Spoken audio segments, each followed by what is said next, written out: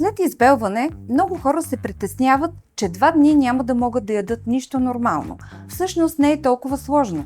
Идеята е просто да избягваме най-оцветяващите храни, докато зъбите се успокоят. Светлите храни са напълно достатъчни. Не е нужно да се лишавате от всичко. Кафе може просто с сламка. Ако нещо е много ярко на цвят и би оставило петно върху бяла тениска, оставете го за след ден-два.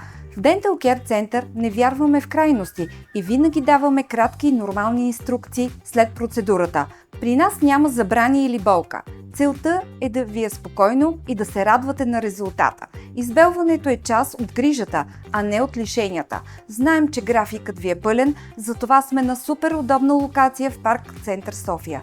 Можете лесно да съчетаете прегледа с пазара за вкъщи или с другите си задачи в центъра. А ако през седмицата не ви остава време, работим и в събота, за да ви е максимално лесно да отделите този 1 час за себе си. След 2 дни се връщате към всичко, което обичате, с още по-сияйна усмивка.